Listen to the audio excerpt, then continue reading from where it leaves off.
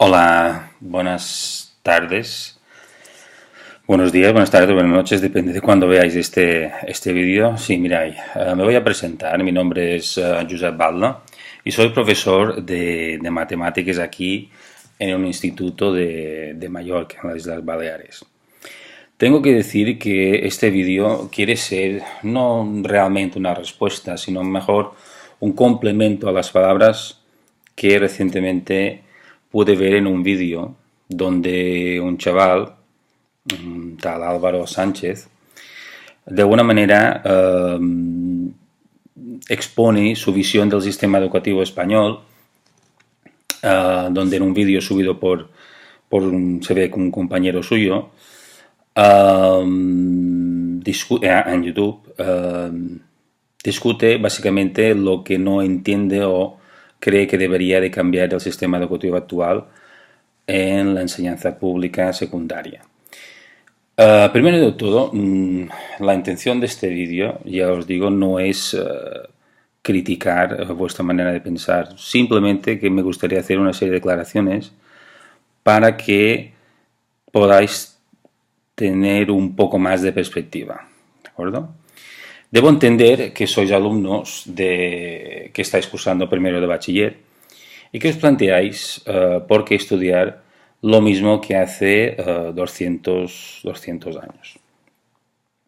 Como intentaba decir, no quiero ser condescendiente en el sentido de que veáis la manera en que os quiero explicar una serie de cosas como algo así un poco paternalista. Simplemente lo que quiero hacer es intentar dialogar con vosotros para resaltar algunas cuestiones que creo que son relevantes. En primer lugar, estoy muy contento de comprobar que todavía hay gente, todavía hay alumnos con inquietudes más allá de lo que sería estrictamente académico. Y debo deciros que tenemos muchos puntos en común los que exponéis esta problemática de la enseñanza con los propios profesores. Muchos de nosotros opinamos que es verdad que se tienen que cambiar muchas cosas, es verdad.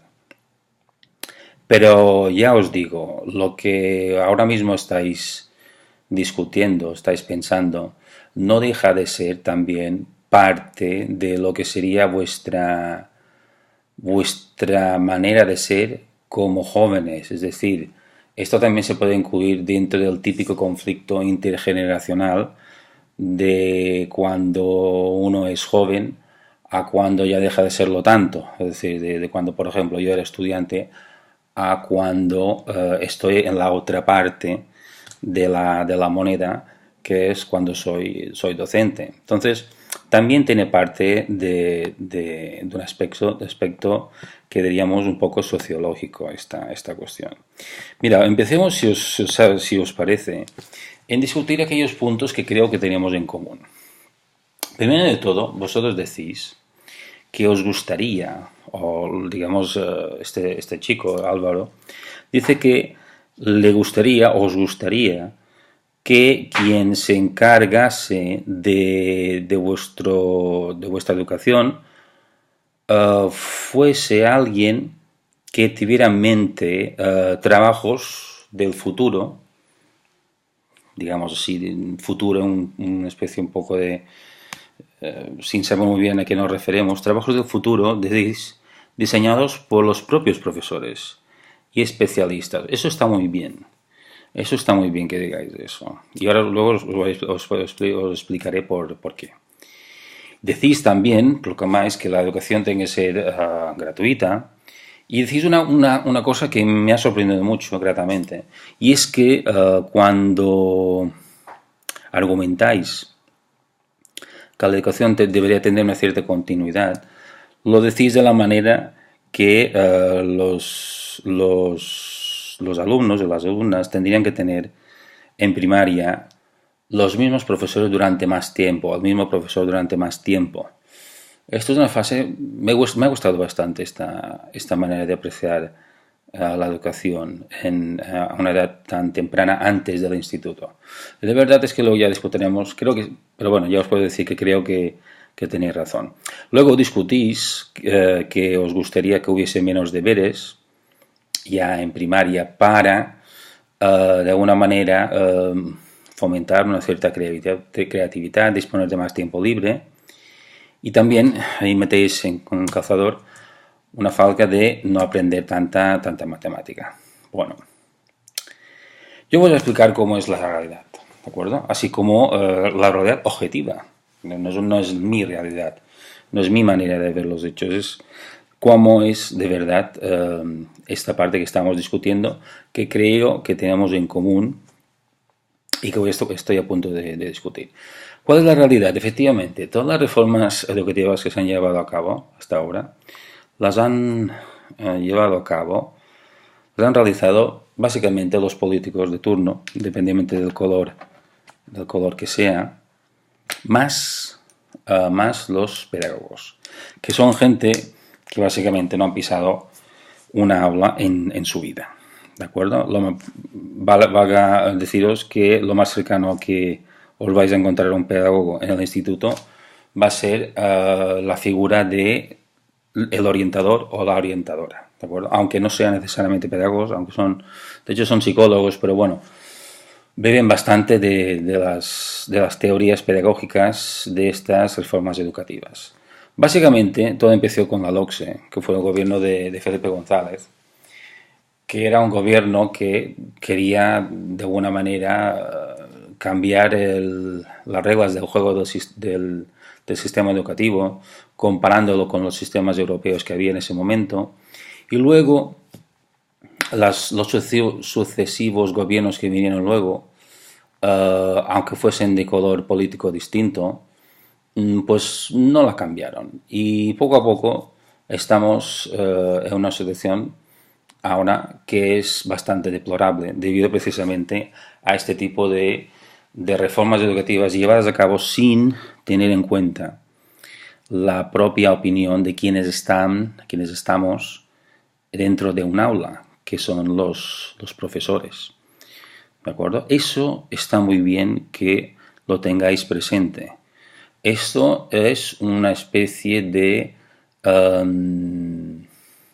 un razonamiento que me ha gustado mucho, porque veis de alguna manera que la educación realmente no la deciden los profesores, la deciden los pedagogos, que son el brazo ejecutor de los políticos. Y los políticos muchas veces no se enteran de nada. Y su objetivo final no es muchas veces el bien común, sino más bien todo lo contrario. Entonces, ¿cuál es la realidad? Mira, yo os voy a mostrar ahora mismo, aquí tengo mi teléfono móvil preparado, una cosa que a ver si os sorprende o no. Este ruido que vais a oír, este ruido corresponde a unos 70 decibelios. Este ruido constantemente es lo que puedo tener yo en una aula que no está escuchando, que es una clase donde los alumnos están hablando constantemente. Pues imaginaros que yo os quiero transmitir, aunque no sean conocimientos, sino deciros alguna cosa. Resulta bastante irrisorio, encontráis, ¿no? Intentar comunicaros alguna cosa con este ruido de fondo todo el tiempo. Pues imaginaos que esto tenga que durar 55 minutos, que es más o menos la hora oficial, pero que no es real, de clase. Entonces imaginaos que todo el tiempo tenga que yo intentar superar este nivel sonoro para que vosotros podáis tener toda vuestra digamos, toda vuestra... No, se me cambió de vídeo. No, toda vuestra atención. Imaginaros vosotros que yo fuese responsable de transmitiros conocimientos con este ruido de fondo todo el tiempo. Estaréis de acuerdo conmigo que así no van las cosas, ¿verdad? Pero esto es lo que nosotros nos encontramos como profesores dentro de aula. Entonces, aquí estamos hablando de alguna cosa más que no lo que estáis diciendo, ¿de acuerdo? Estamos hablando que el sistema educativo como tal permite este tipo de cosas delante de un profesorado que muchas veces ya ha tirado la toalla. Os voy a intentar explicar cómo es.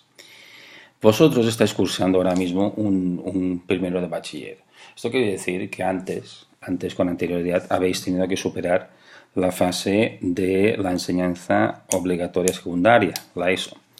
Entonces, ¿qué ha pasado? Aquí tenemos 4 años, primero, segundo, tercero y cuarto, donde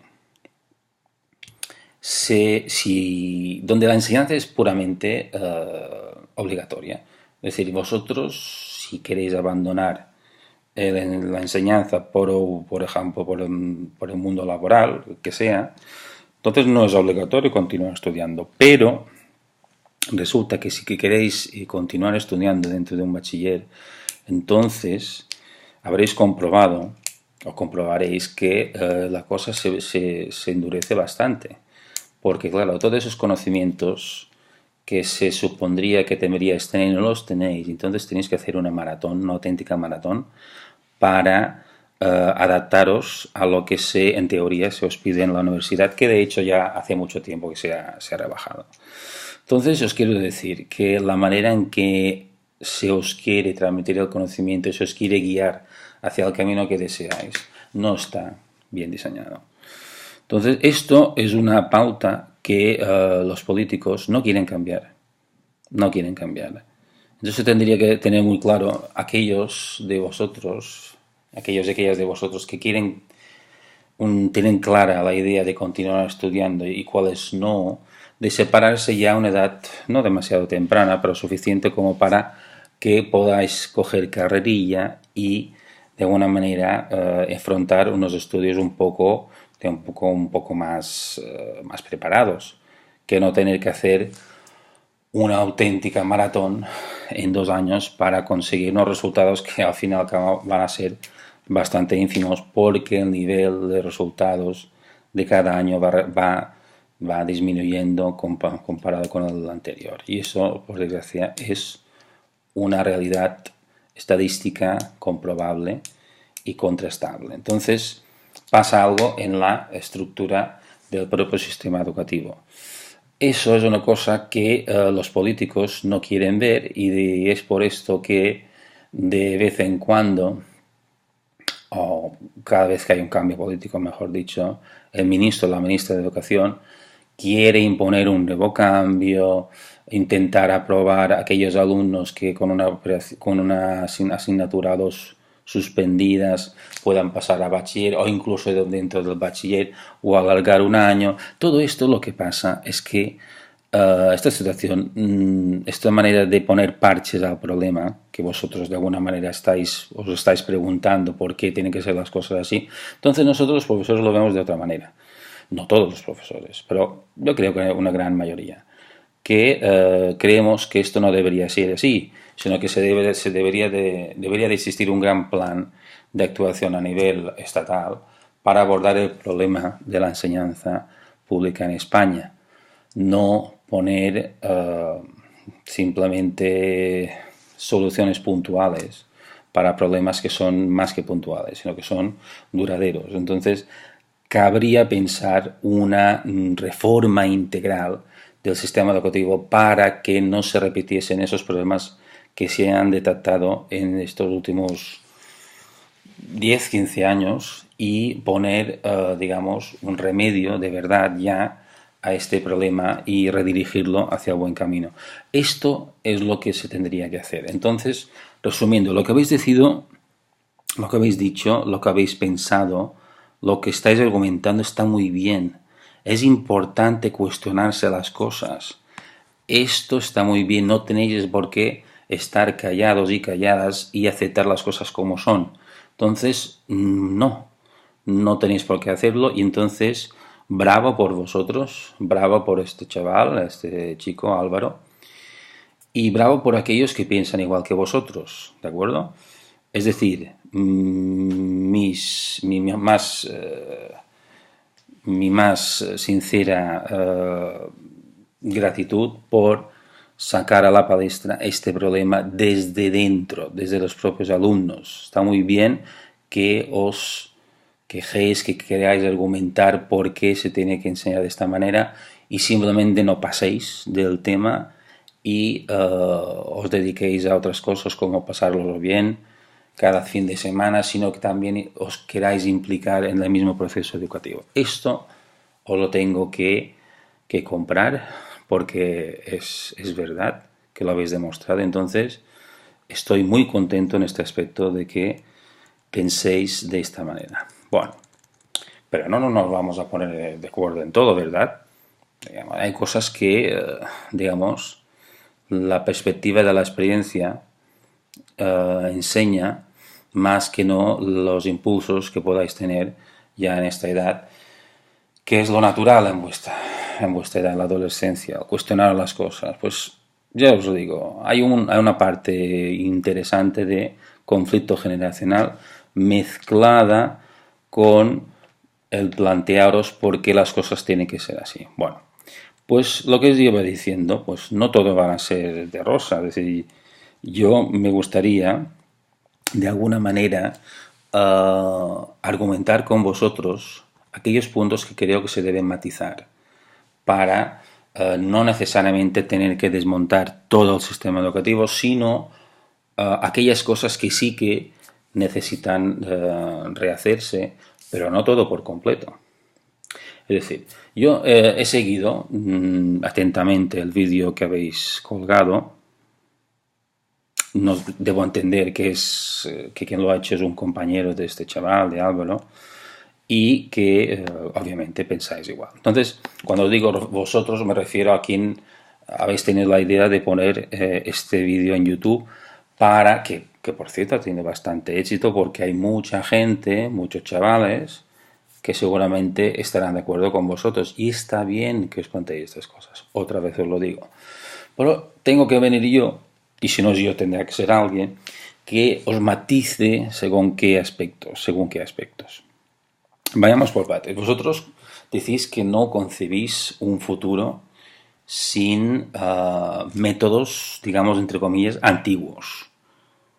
Porque decís que como hay que ver cosas nuevas, no tenemos que remitirnos a cosas como, por ejemplo, las derivadas, que son muy antiguas.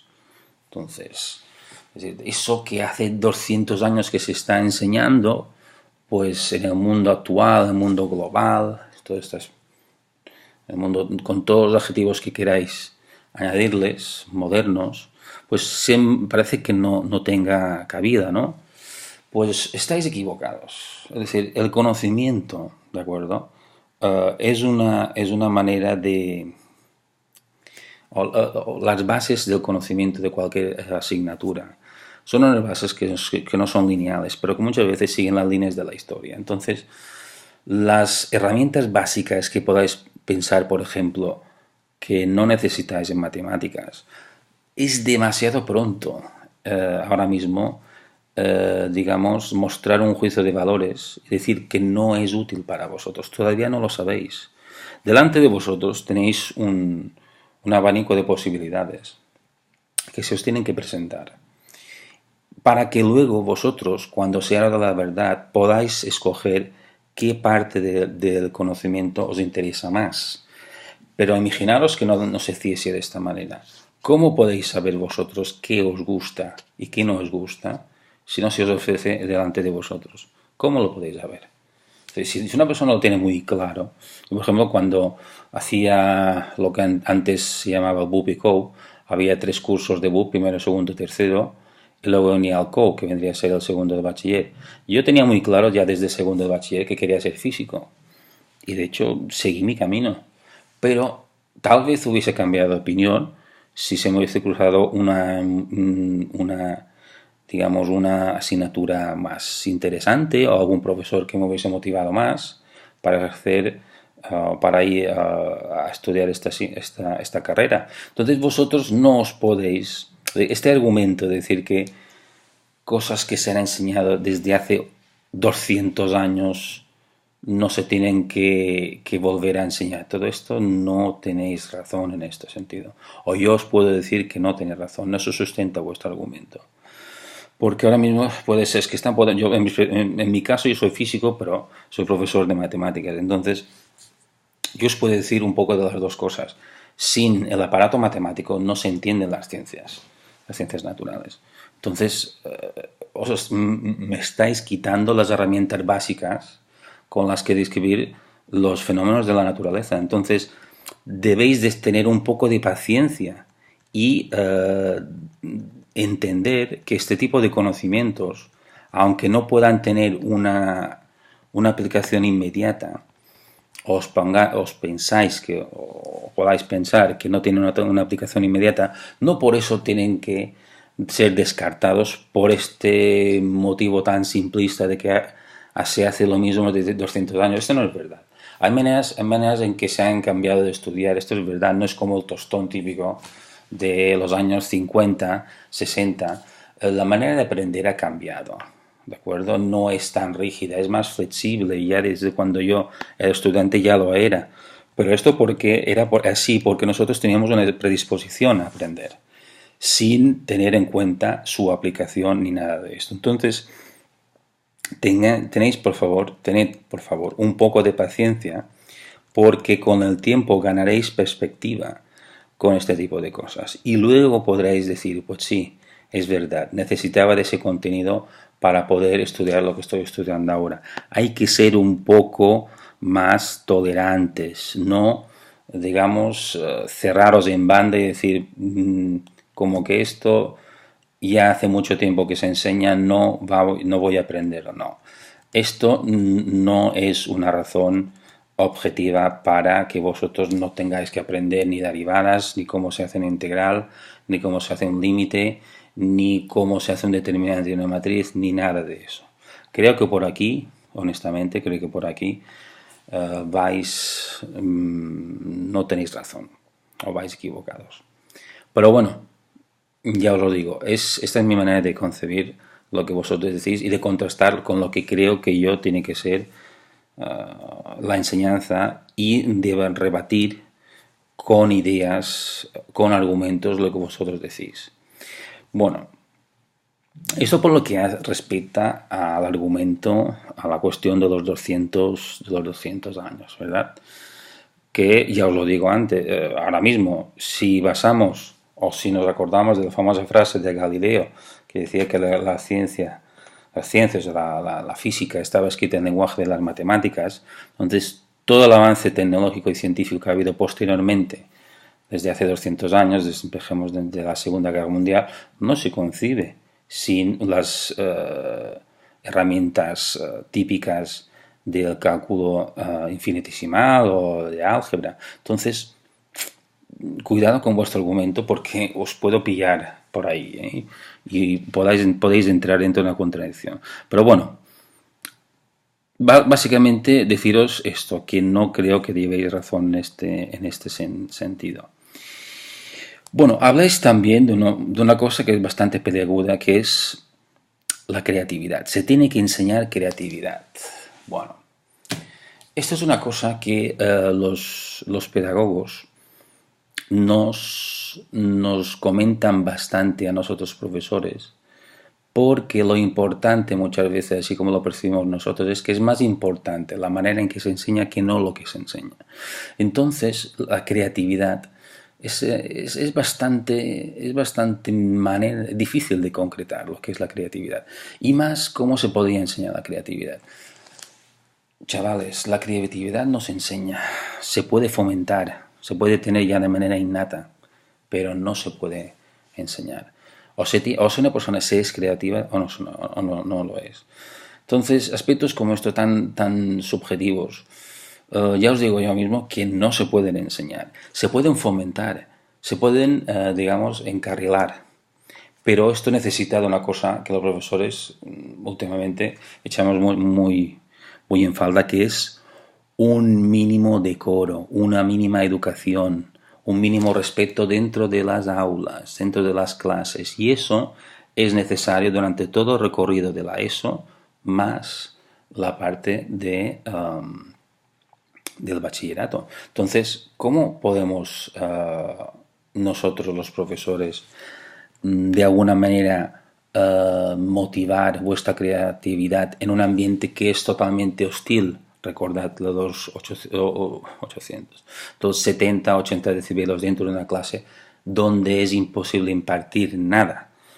Este caso es uno de tantos donde se hace evidente que necesitamos un ambiente de respeto, un ambiente de escucha, de interés, que es algo que puede que falte demasiado en las aulas actualmente del Estado español. Entonces, no son todas las comunidades igual. Por ejemplo, las Baleares es peor porque tenemos la tasa de abandono escolar más alta de España y por ende de Europa. Entonces, no es lo mismo hablar de las Baleares que, por ejemplo, hablar de Zaragoza, de Euskadi, o de Galicia, o de Extremadura, que creo que es la primera en éxito escolar. Entonces, también depende de la localización. Depende de muchos factores, pero básicamente lo que quiero decir es que para transmitir, para intentar que seáis creativos, hace falta mucha predisposición por vuestra parte, mucho tiempo por la nuestra, y nosotros no tenemos los recursos que tendría que haber para fomentar este tipo de cosas. Por ejemplo, en matemáticas, o en física, o en química, la creatividad se consigue yendo al laboratorio.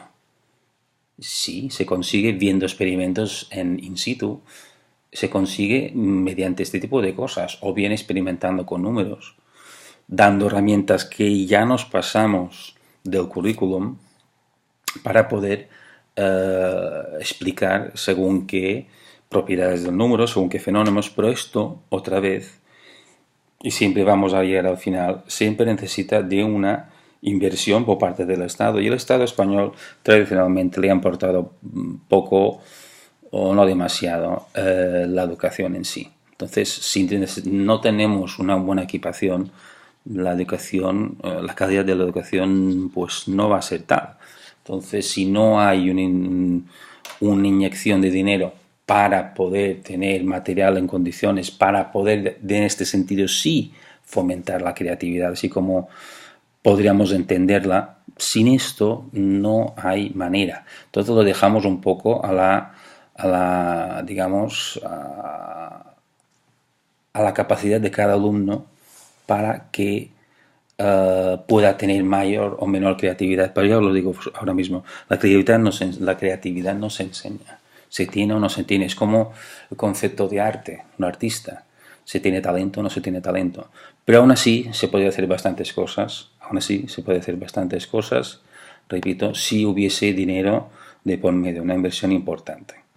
Pero esto es un aspecto más de lo que os acabo de decir, que es la falta de interés del Estado español en promocionar una educación de calidad, y esto empieza desde el momento cero, que es aceptando aquellos errores e intentar enmendarlos desde ya. Pero esto, por desgracia, dudo mucho que se lleve a cabo. Decís también que no hay que retener los conocimientos, que si que deseáis algo, lo tenéis a un clic, a distancia de un clic del teléfono móvil, porque hay demasiada información. Paramos un segundo. Esto no es lo mismo descubrir información nueva buscándola en Internet que recordándola. Es decir, el proceso de aprender, el proceso de no necesariamente de memorizar, no es una cosa que sea una cosa del siglo decimonónica o del siglo, principios del siglo XX. Siempre ha sido así.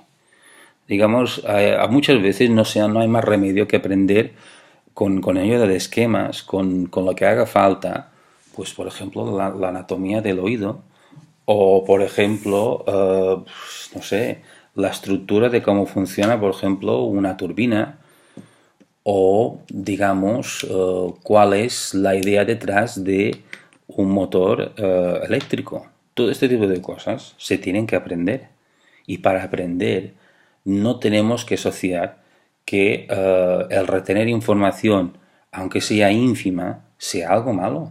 Entonces no es lo mismo ir a buscar información sobre algo que ya sabemos o recordamos, pero no sabemos en ese preciso instante sus detalles, que buscar algo totalmente nuevo. Entonces Creo que os equivocáis en este sentido, en el decir que ya que disponemos de un menú muy grande de información, entonces no hay que retener nada, sino que los conocimientos son ahí. Ahí creo que os equivocáis. Ahí esto no se puede hacer, esto no es factible. Necesitáis tener los conocimientos básicos de según qué asignaturas para después pues entrar en cosas más concretas, y aquí sí que os puedo dar la razón. Son cosas muy concretas, entonces podría ser que el recordar esa estructura o esa forma en que funciona pues no sea del todo necesaria, pero no os vais a quitar de en medio o de encima el memorizar, y tampoco está tan mal. Dadme vosotros una manera de aprender una lista de objetos con unas herramientas visuales delante. ¿Cómo vais a aprender eso más que estudiándolo, mirándolo, volviéndolo a mirar? No penséis, por favor, que esto es memorizar. Al fin y al cabo, después de mirarlo muchas veces, llega un momento en que retenéis esa información. Y en esto consiste precisamente el aprender. Entonces, no veo cuál sea el problema, pero no caigáis en el error de pensar que debido a que hay un exceso de información que no está a vuestro nivel, no está, entonces todo está a un clic de distancia. No, esto no funciona así. ¿Cómo se puede evaluar el profesor el conocimiento que tenéis sobre un aspecto? Si todo el mundo disponiera delante de un ordenador portátil, entonces esto es virtualmente imposible. Entonces todos estáis aprobados. ¿Por qué? Porque sabéis dónde ir a buscar la información. Este aspecto que acabo de decir, más adelante sí que os servirá. Cuando ya tengáis encaminada unos estudios universitarios, hay que saber dónde buscar la información. Eso es verdad. Pero también hay que saber de qué estamos hablando. Entonces, hay aquí un compromiso donde es verdad que necesitáis aprender, saber algo previamente a esta búsqueda de información. Entonces, es verdad, hay una manera rapidísima de acceder a la información que desconocéis, pero no es la manera de aprender. No se aprende así. La manera de acceder a un conocimiento es como, digamos, es como tener a vuestra disposición toda la biblioteca universal a un clic de distancia. Tenéis todo conocimiento humano a un clic de distancia, pero si no sabéis de lo que estáis hablando, simplemente lo que me decís es una definición, entonces no sabéis realmente a lo que es una cosa si antes, previamente, no lo habéis estudiado. Y esto se puede aplicar a cualquier ámbito del conocimiento humano, ya sea científico o humanístico o sociales. No necesariamente tienen que ser conocimientos científicos. Entonces, hay un aspecto clave que es el de estudiar, aprender, de memorizar, si queréis, en el último recurso, según qué aspectos. Y esto no quita que podáis luego buscar información y de esa manera recordar aquello que ya sabéis, pero no buscarla porque sin haberla visto antes. Entonces, esto es lo que estáis diciendo. Luego, si no creo mal, lo que también os podéis es por qué no aprender danza o arte. Es fantástico. ¿Y por qué no latín? Yo en segundo de BUP, que vendría a ser el equivalente vuestro, si no me acaba, a ver, en segundo de BUP tendría que ser cuarto de eso. Sí, en cuarto de eso nosotros damos latín de manera obligatoria. ¿Y por qué damos latín? Pues es una manera de aprender más, de tener conocimientos más amplios, de extender nuestra perspectiva sobre el mundo. ¿Necesitamos el latín? Pues al final luego para aprender otros idiomas pues resulta bastante útil. Y de hecho en Alemania se enseña latín para poder acceder a idiomas romances. Es una cosa muy útil. Entonces vosotros os pedís por qué no la danza o el arte. Pues ¿por qué no? Está muy bien. Todo este tipo de cosas está muy bien. Pero ¿dónde podemos ubicar este tipo de conocimiento? Pues seguramente en educación física o como parte de lo que sería ciencias sociales, pero ya estamos hablando de algo que tendría que ser de alguna manera si o queréis o bien opcional o bien transversal, pero a una época, a una edad donde ubicarlo dentro de la ESO en los últimos cursos. Está muy bien, pero claro, si ponemos esto, algo hay que quitar.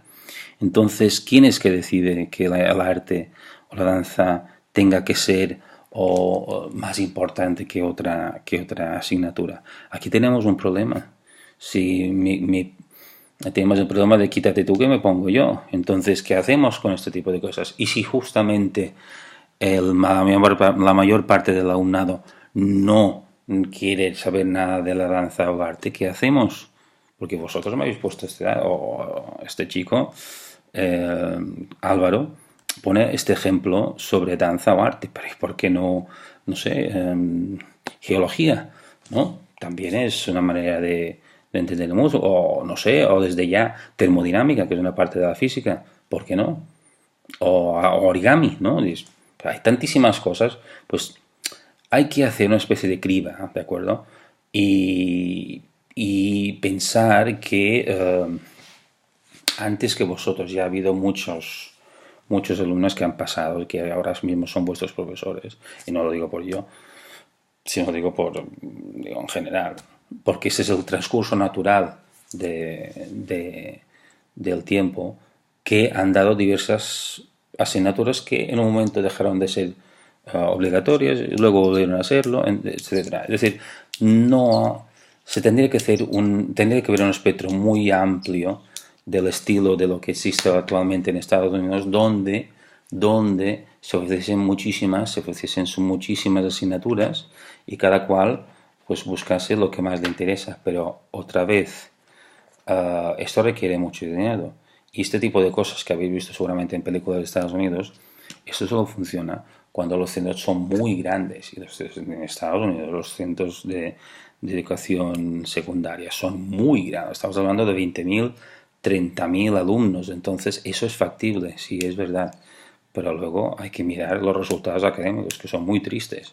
Pero bueno, limitándonos a este aspecto, entonces sí que os podría dar la razón, pero esto solo es factible habiendo mucho dinero de por medio y actualmente en España y no sé según en qué otros países, tal vez aquellos que dispongan de mayor posibilidades económicas puede ser el caso, pero la inversión en España ahora mismo no permite esta multiplicidad de opciones más transversales para poder, digamos, cumplir con vuestras expectativas para aprender, ¿no? Pero está bien que lo pongáis encima de la mesa. Entonces luego decís buenamente que la sociedad ha cambiado, ¿verdad? Estamos en el siglo XXI, muy bien, y que necesitáis un otro tipo de enseñanza, ¿no? Eso es lo que yo debo entender, creo, de lo que decís. Pues es verdad, la sociedad ha cambiado, sí, pero los mismos problemas son los que ha habido desde siempre, desde principios del siglo XX, si queréis, o mediados del siglo XX. Los problemas suelen ser los mismos o peores. Entonces, no veo que esto sea un argumento para no sé de qué manera desmontar lo que decís de por qué hay que aprender eso de los 200 años, es decir, por qué hay que volver a aprender aquellas cosas que se han repetido, que no es todo, esto no es verdad de los 200 años. ¿No? Si no dejamos ciertamente lo que había desde hace 200 años hasta ahora, veréis que hay muchísimas cosas que obviamente ya nos enseñan. Pero bueno, digamos, la evolución humana, el conocimiento humano es lo que es y es paralelo a la historia. Entonces la historia no cambia, entonces no tiene por qué cambiar, así como nosotros avanzamos en el tiempo y progresamos en el conocimiento. Entonces no tenemos por qué descartar este tipo de conocimientos simplemente porque se hubiesen generado hace 200 años. Hay muchísimos otros que se generaron, por ejemplo, en la antigua Grecia, como la propia aritmética. Entonces, ¿quiere usted decir que la aritmética, los números primos, la divisibilidad, no se tienen que enseñar porque hace ya más de 2000 años que está encima de la mesa? Este argumento no se sostiene.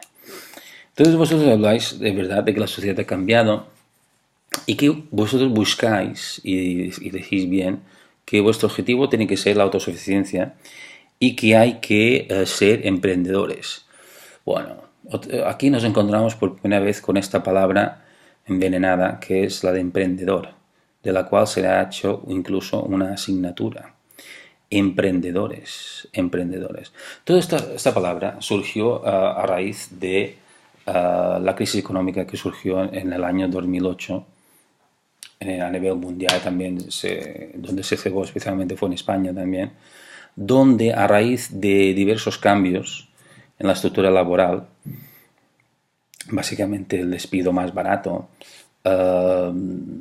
por parte de los empresarios, con la connivencia obviamente de los estados, el empobrecimiento de la población, de ahí surgió la idea del emprendedor, de aquel o aquellos que iniciaban una nueva empresa, una startup, a partir de una idea nueva, que al fin y al cabo lo que se demuestra es que son igual de déspotas que cualquier otra empresa. Entonces, emprendedores son aquellos que tienen una idea novedosa, que puede tener una aplicación inmediata, es verdad, sí, pero luego con el tiempo pues irán desapareciendo como cualquier otra empresa.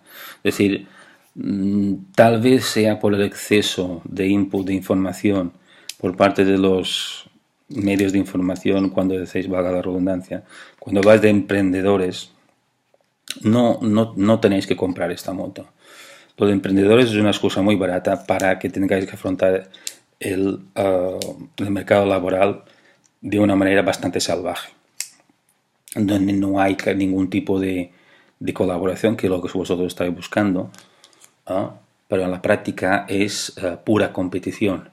Es lo que en Inglaterra o en Estados Unidos llaman dog eat dog. Entonces, dog eat dog. Entonces, básicamente es esto. La emprendeduría, esto es una falacia que se os ha vendido desde el punto de vista de la economía. Es una manera de interpretar el capitalismo de otra manera, donde los mismos errores del capitalismo, las mismas fracturas sociales todavía tienen cabida y no desaparecen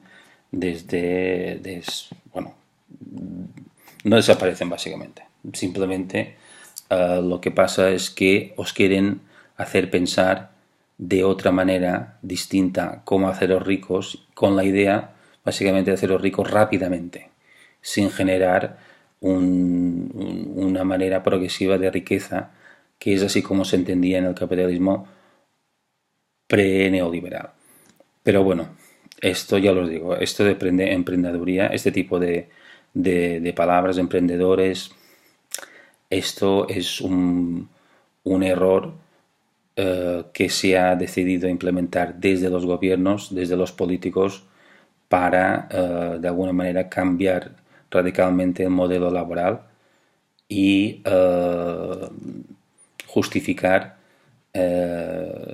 cambios como puede ser la reforma laboral, sí, básicamente la reforma laboral, y meter esta idea de la emprendeduría, de ser emprendedores, ya desde incluso la enseñanza obligatoria. Entonces, cuidado con esto, porque el poder de los políticos llega hasta muy, muy lejos, especialmente de aquellos partidos que son neoliberales o que fomentan una idea neoliberal de la economía. Entonces, cuidado con la palabra emprendedores. Bueno, decís vosotros también que desde primaria deberíais ser motivados.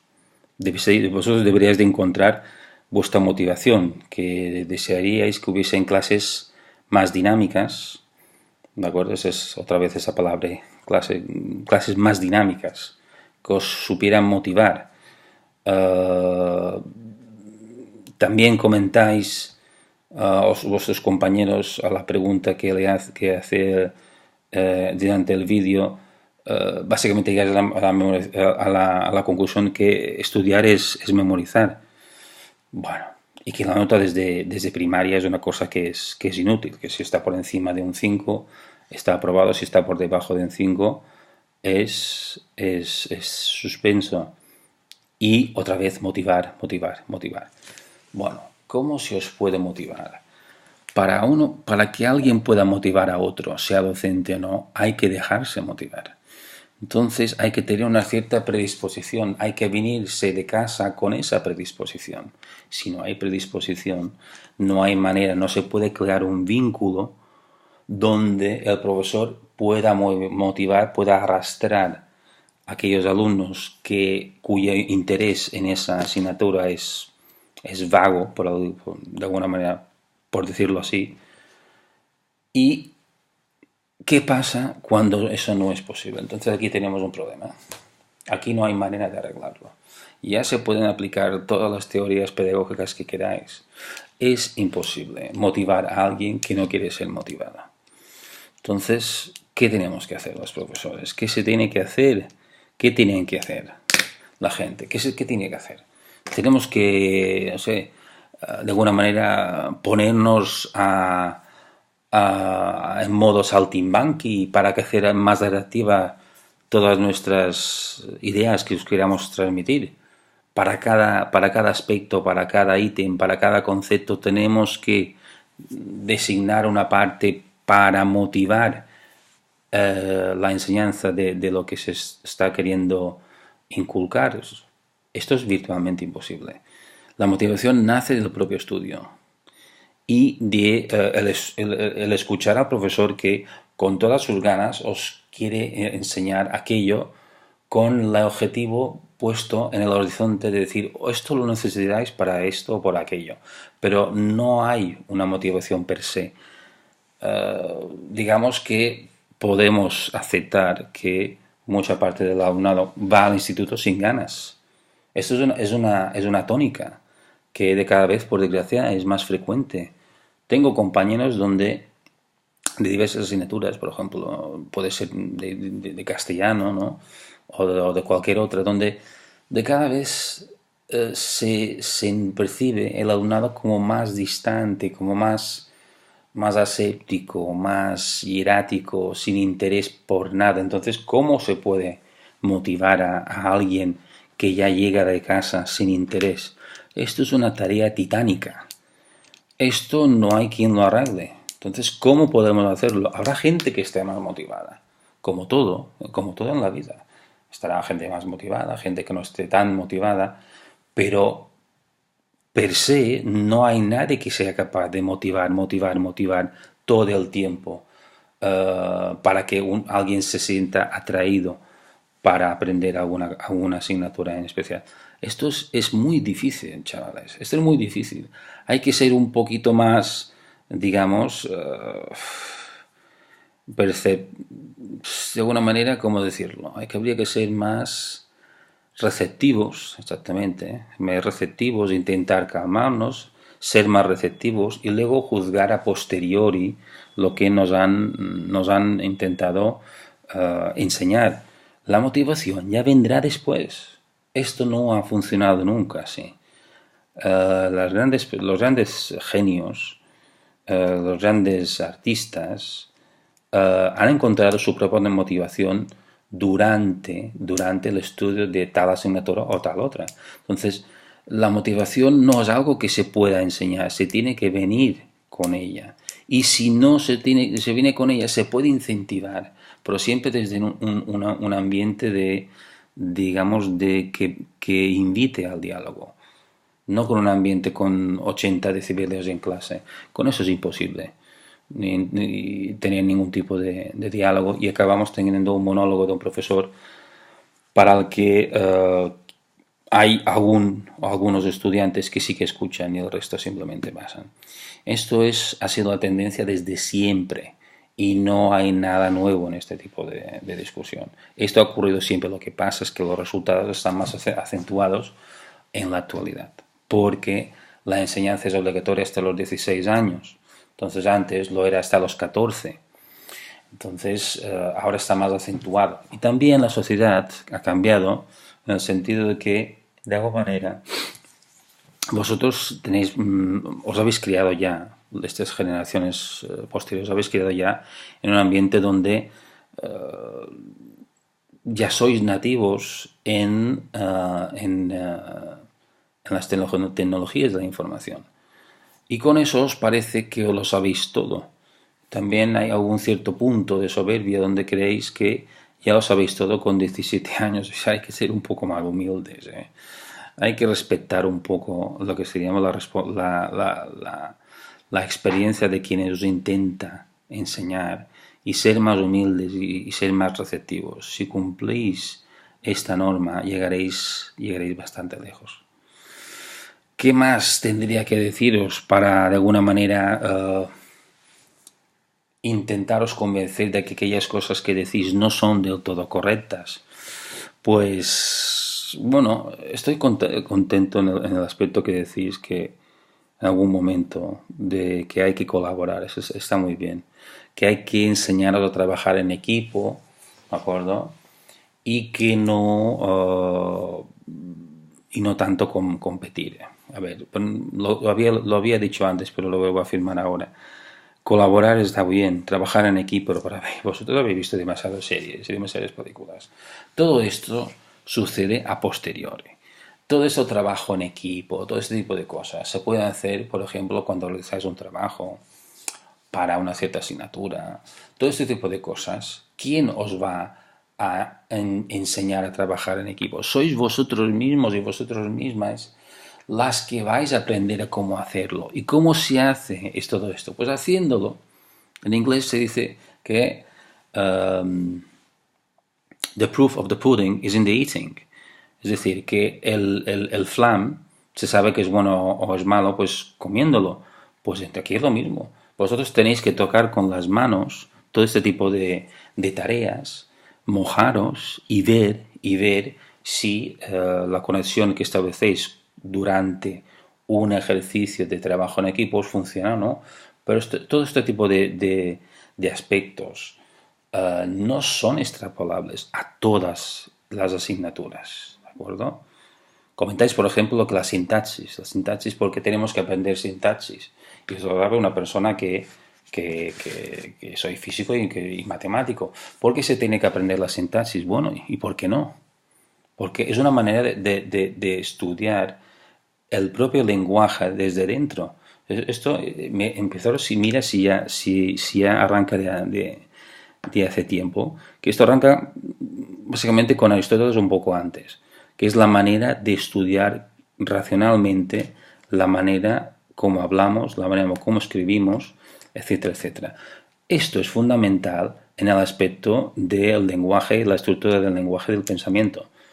¿Por qué no esto? Hay que estar más abiertos al conocimiento, no hay que cerraros, no hay que limitar vuestras expectativas a ciertos tipos de conocimientos y bloquear aquello que no os gusta. Tenéis que ser más abiertos, porque nunca vais a decir en un futuro qué va a ser o no necesario para vosotros. No lo sabéis. Entonces, como ya decía, se os tiene que mostrar un menú de posibilidades para que vosotros escojáis aquello que creéis que es mejor en ese momento de vuestra vida. Entonces no hay que cerrarse, no hay que argumentar hasta el infinito el porqué de la enseñanza de una cosa o de otra. Simplemente tenéis que ser más abiertos, más humildes, porque todo lo que estaréis viendo vosotros ya hace mucha gente antes que ya lo vio en su momento y tampoco se quejaron tanto. Entonces no seáis tan quejicas, seáis por favor un poquito más humildes, intentar tener una perspectiva más global del enseñamiento, de la enseñanza. No es solo aquello que me interesa. ¿Cómo vas a saber tú aquello que te interesa si no te muestran pinceladas de aquello que dices a priori que no sabes si te puede interesar o no? Es que no lo sabes. Pues tenemos que ejercer aquello que se llama el beneficio de la duda. Entonces, delante de un menú de posibilidades que se te van a ofrecer, pues ponte un poco a disposición de aprender, predisponte a aprender, sin buscar si aquello va a tener una motivación última más inmediata o no, que esto por desgracia es una realidad en los tiempos que corren.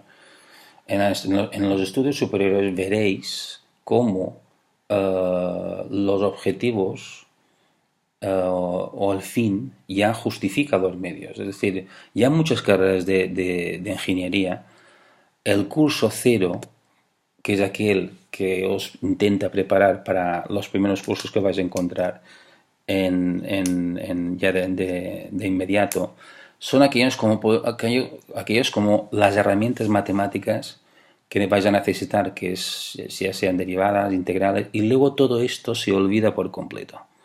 Entonces, esto no creo que sea una visión correcta, porque de alguna manera lo que estamos instrumentalizando el conocimiento y solo vamos a quedarnos con el fin, no con los medios. Si fuese así, entonces no habría que estudiar nada, porque existen programas de lenguaje simbólico que lo que hacen es todas las operaciones que vosotros si os piden en primero y segundo de bachiller, por ejemplo en matemáticas o en física o química, todo este tipo de cosas ya existen, ya están implementados, ya son una especie como de apps, pero para ordenador, donde subrutinas se dicen, que ya os hacen paquetes, ¿de acuerdo?, de software, donde ya se os hace lo que vosotros le pedís. Pero no encontráis, que es bastante triste tener que llegar a este extremo, una caja negra que os hace alguna cosa sin saber realmente lo que hace. Esto ya tendréis tiempo, a medida que os hagáis mayores, de hacer,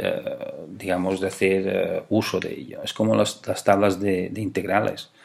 Ahora mismo se os enseña a integrar, pero con el tiempo veréis que no tenéis por qué cada vez que os encontráis con una integral tenerla que hacer una vez y otra.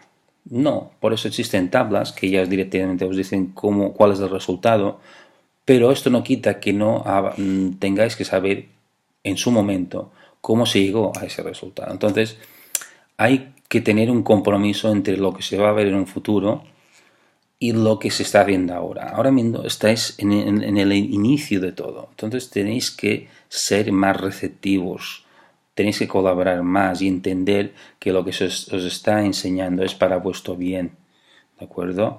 Es para que vosotros sepáis, tengáis a vuestra disposición todo un menú de posibilidades para que luego decidáis cuál es lo que os gusta mejor más, pero sin quitar nada de eso. Entonces está bien que os preocupéis por incluir cosas añadiduras. Está muy bien todo este tipo de cómo puede ser arte o avanza. Todo eso está muy bien.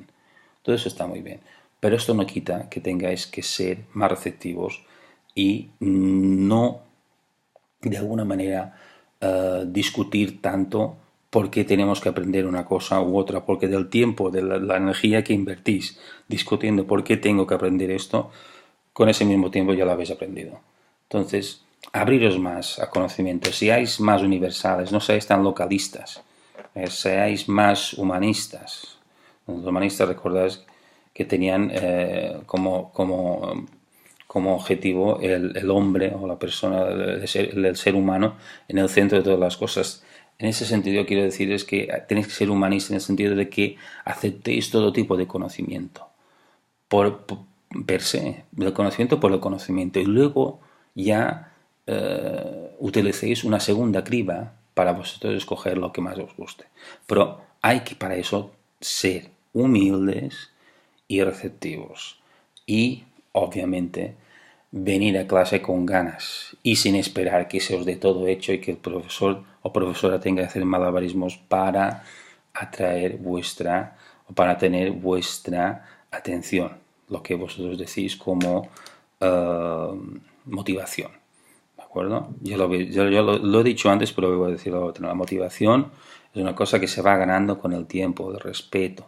Todo este tipo de cosas no se obtienen de un día para otro. Entonces es un proceso largo. No queráis correr tanto. No queráis correr tanto porque luego vais a encontraros con la realidad que es otra. Entonces, aceptar con humildad la manera en que se os intenta enseñar.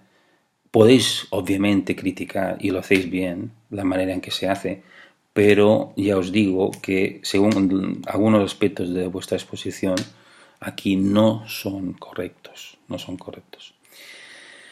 en mi punto de vista, ¿de acuerdo? En mi punto de vista. Pero bueno, seguramente otro profesor os podría decir otra cosa, pero yo creo que lo que os quería decir es que básicamente lo que yo os he dicho, que no está bien que tengáis que criticar el sistema educativo, y es verdad. Nosotros, profesores, no tenemos poder para decidir qué se enseña y qué no, aunque nos gustaría, porque hay mucho contenido que se ha quitado y había otras maneras de enseñar. Por ejemplo, estoy convencido que muchos profesores de inglés o de básicamente de inglés les gustaría incluso enseñaros más a hablar que no enseñaros la propia estructura del lenguaje que los propios anglosajones desconocen. Entonces, ¿qué es más importante? ¿Conocer la estructura del lenguaje inglés o bien hablar el idioma? Pues mejor lo segundo, ¿no?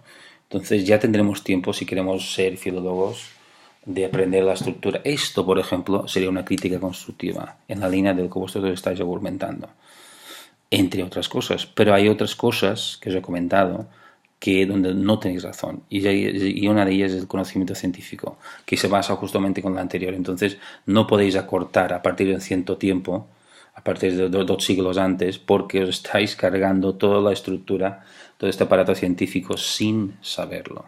Entonces ya os lo digo, está bien que critiquéis este tipo de cosas, pero también, por favor, un poquito más de humildad. Entonces, para acabar con esta pequeña crítica, comentario a este vídeo tan interesante que he podido ver,